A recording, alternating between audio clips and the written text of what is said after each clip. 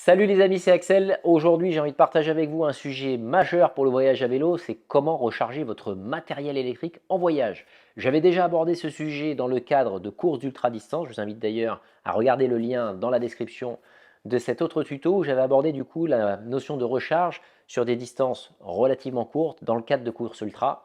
Là, ce que je vous propose de faire en partenariat avec la Fédération française de cyclotourisme, c'est de l'aborder dans le spectre du voyage à vélo, donc du coup sur des distances beaucoup plus grandes, parfois dans des milieux beaucoup plus engagés, avec du coup quelques évolutions technologiques également qui sont sorties depuis mon dernier tuto. J'espère que vous êtes prêts. Pensez bien sûr, comme d'habitude, à prendre un petit bloc-notes puisque ça vous permet de prendre des notes et d'éviter de regarder 100 fois la vidéo.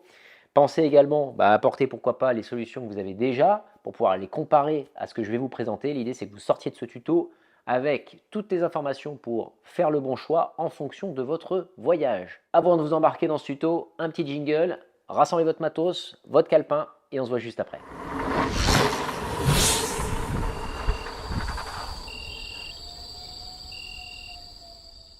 Alors en préambule, bien sûr, avant de vous présenter toutes les solutions techniques que j'ai rassemblées avec moi, je vais vous demander déjà de réfléchir en fonction de votre voyage à vélo à plusieurs éléments pour pouvoir faire le bon choix en termes de matos. Première question, quel est le degré d'autonomie que vous recherchez sur votre voyage à vélo? Combien de jours vous allez passer finalement loin d'une prise électrique?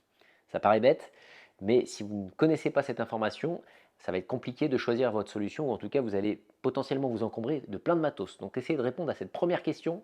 Quelle est l'autonomie recherchée en fonction du nombre de jours que vous allez passer loin d'un raccordement électrique? Deuxièmement, combien de dispositifs, combien d'appareils vous souhaitez recharger? Puisqu'en fonction de vos besoins en énergie, vous n'allez pas forcément avoir besoin de la même solution de recharge électrique. Et le troisième point qui est connecté déjà à ces deux premiers points, c'est penser au poids les amis. En fonction du poids sur le vélo, plus vous êtes lourd, plus c'est compliqué de progresser, plus c'est dur en fonction des cols que vous avez à gravir et les conditions climatiques.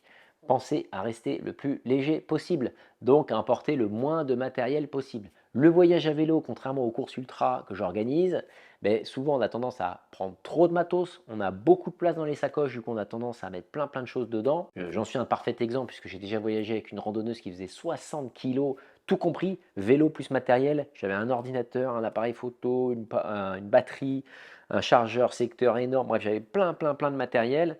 Je peux vous dire que la progression était très lente et du coup très dure. Le poids, la légèreté, c'est synonyme de plaisir sur le voyage à vélo. Gardez toujours ça en tête en fonction des solutions techniques que vous allez choisir. Place maintenant aux solutions techniques. Du coup, j'espère que vous appréciez le bon sens que je partage souvent sur cette chaîne, puisque la première solution est pleine de bon sens, elle est très simple. Ça paraît tout bête, mais cette petite prise, ça pèse moins de 50 grammes, ça se branche quasiment partout si vous avez l'adaptateur en fonction du pays où vous allez. Vous avez juste besoin d'un câble USB et vous pouvez recharger facilement vos appareils n'importe où. Vous avez également, et ça en l'occurrence c'en est un, la technologie USB-C maintenant qui permet d'avoir de la recharge rapide. Ça veut dire quoi? Ça veut dire que vous pouvez charger jusqu'à 80% voire 90% de votre appareil en l'espace d'une heure ou 2 heures en fonction de la capacité totale de votre batterie. Et cette charge rapide, c'est super pratique quand vous êtes proche d'une prise secteur. Ça vous évite d'attendre des heures avec un chargeur lent. Ça peut paraître tout bête, mais les chargeurs rapides commencent à pas mal arriver sur le marché grâce à la technologie USB-C. Donc soyez vigilants sur ce point en fonction des appareils que vous avez rechargés, si la charge rapide est accessible. Moi, ça c'est un chargeur maintenant que j'emporte partout parce que je peux recharger en l'occurrence mon téléphone très vite. Toujours sur la prise secteur pour parler de bon sens, j'en avais déjà parlé dans un autre tuto, un chargeur secteur multi-USB avec 5 connecteurs USB standard. Alors ça, c'est un chargeur qui a fait vraiment ses preuves puisque je l'ai transporté partout. Je l'avais en Jordanie, je l'avais au Pérou, je l'ai eu au Sultanat d'Oman, à Taïwan, bref. C'est très pratique, ça me permet de pouvoir recharger simultanément des feux, un GPS, un téléphone, simplement sur une prise secteur, parce qu'en fonction des pays où vous pouvez aller en voyage à vélo, souvent trouver une prise secteur, c'est pas facile. Et bien là, en l'occurrence, avec une seule, vous pouvez recharger plein d'appareils USB. L'inconvénient de ces deux solutions, bien sûr, c'est que ça, c'est plus lourd. En l'occurrence, ça fait plus de 250 grammes. C'est pas étanche, ces deux solutions. Donc, attention de bien les transporter dans des sacs plastiques, parce que si ça a pris l'eau, malheureusement, c'est fini. Côté chargeur secteur, j'ai bien sûr envie de vous partager quelques infos sur les câbles, puisqu'en fonction du nombre d'appareils que vous allez avoir à recharger, pensez à rationaliser les câbles, les amis. Puisque en fonction des appareils, les fabricants évoluent en fonction des normes, ce n'est pas les mêmes prises, et ainsi de suite. Étudiez attentivement le nombre de câbles dont vous avez besoin, parce que vous pouvez très rapidement vous retrouver avec des pelotes de câbles. dans des sacs plastiques qui finissent par peser un âne mort et en même temps multiplier les câbles alors qu'au final vous allez pouvoir recharger simultanément peu d'appareils. Donc moi je rationalise beaucoup les câbles, j'étudie toutes les connectiques pour voir les connectiques dont j'ai besoin pour transporter le moins de câbles possible. C'est également sujet à fragilité avec les frictions. Le transport en voyage à vélo, c'est pas forcément le transport le plus confortable qui soit pour ce matériel. Donc ça reste du matériel fragile, c'est pas étanche non plus. Donc attention de ne pas non plus en transporter trop.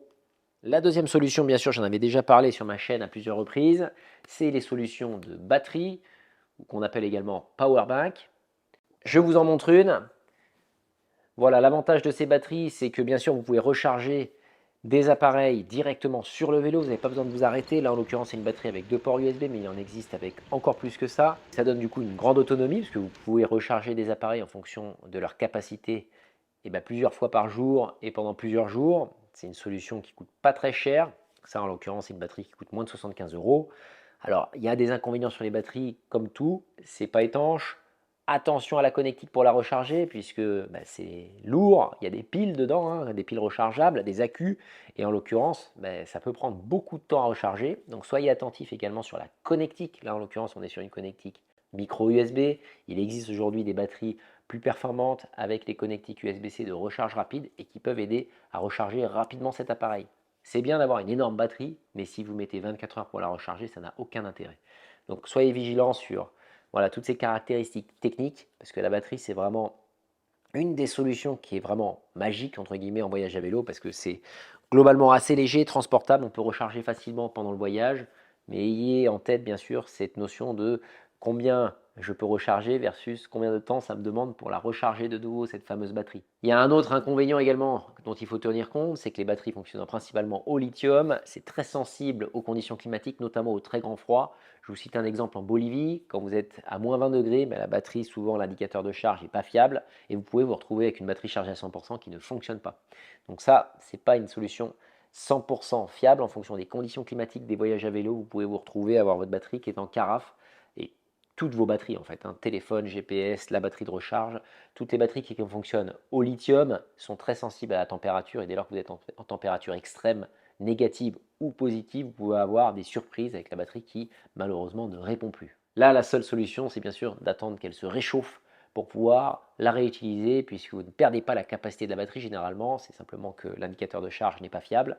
Si vous la réchauffez, elle est bien sûr réutilisable après coup. En troisième solution, j'ai envie de vous citer bien sûr quelque chose qui est très utilisé en voyage à vélo, c'est les moyeux dynamo. Il en existe plein, des solutions différentes, des marques différentes.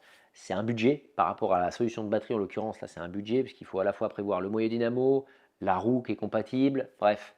Il y a une notion budgétaire à ne pas négliger. Par contre, ça vous permet de pouvoir alimenter un feu avant, un feu arrière, et potentiellement de recharger en roulant, soit directement à travers le feu lui-même. En l'occurrence, il y a Bush Muller qui fabrique un phare qui permet de recharger directement en USB par l'intermédiaire d'une connectique directement sur le phare.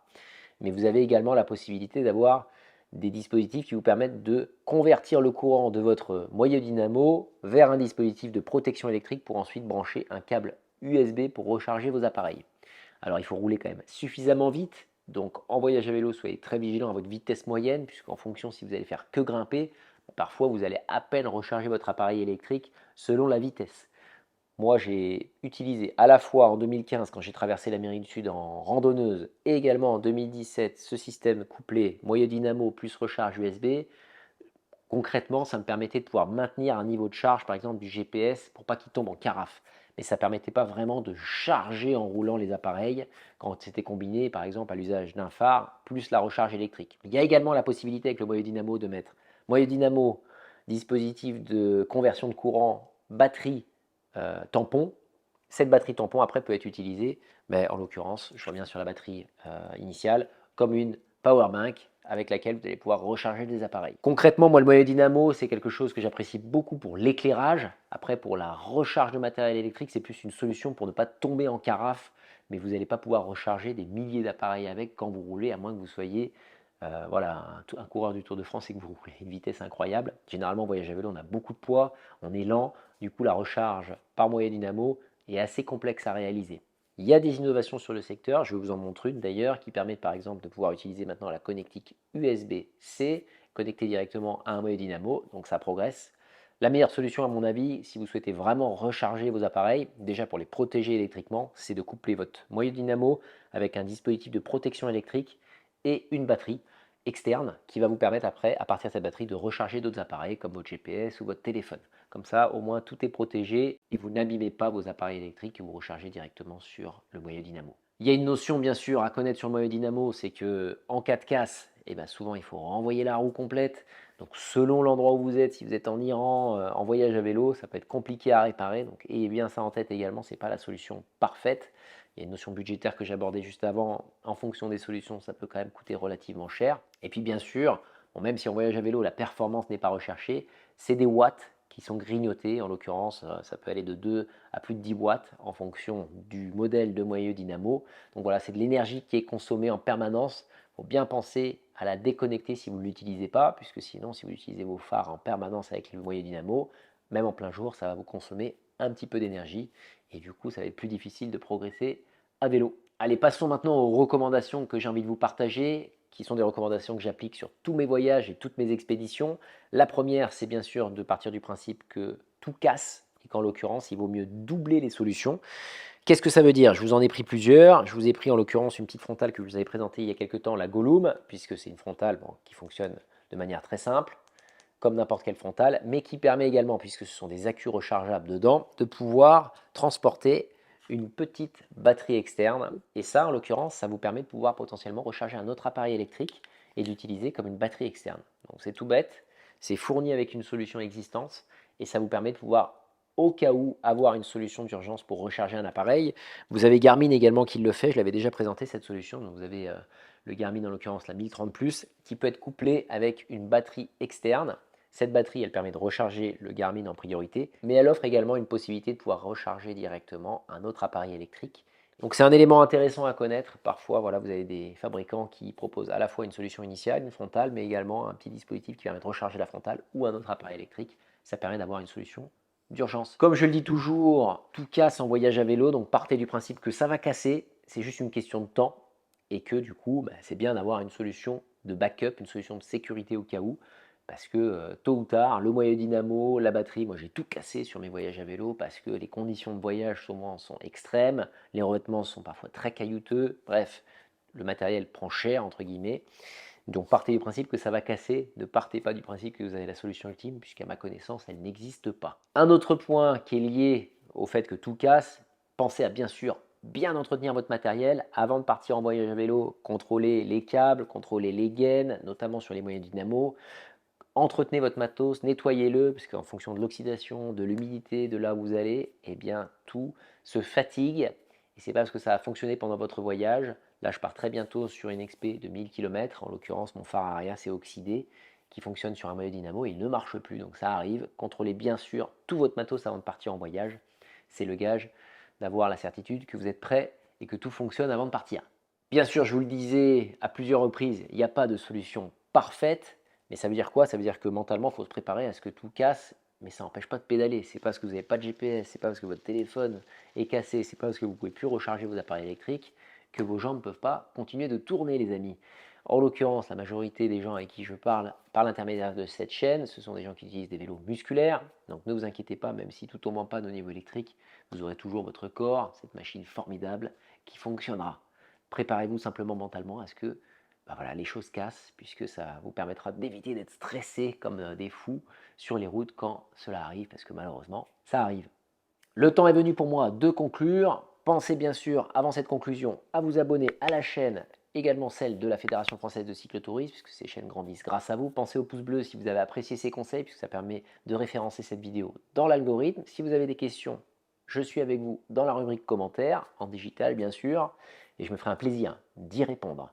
Donc en conclusion, j'ai envie de vous livrer quelques points de rappel qui sont extrêmement importants. Avant d'acheter votre matériel électrique, identifiez bien vos besoins les amis. En fonction de vos besoins en énergie, ensuite vous pourrez choisir la meilleure des solutions. Calculez l'autonomie de votre voyage. Est-ce que vous allez dormir à l'hôtel ou est-ce que vous allez traverser de nouveau l'Argentine et le Puna? Vous allez avoir besoin peut-être de 15 jours d'autonomie. Cette notion d'autonomie, elle va vous permettre de pouvoir choisir le matériel avec plein de bon sens et du coup de ne pas vous surcharger. Parce que la légèreté sur le vélo, je le répète, c'est la clé du plaisir. Plus vous êtes lourd, plus c'est compliqué, plus vous allez vous encombrer de matériel, plus c'est compliqué à trouver dans les sacoches, alors que moins vous transportez, plus vous êtes à l'aise sur le vélo et plus c'est facile de trouver votre matos.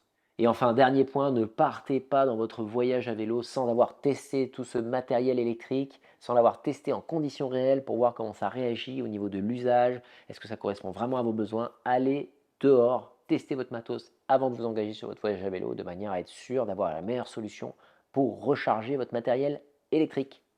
Allez, je vous dis à bientôt sur les routes et les pistes avec d'autres tutos qui vont prochainement arriver. Salut!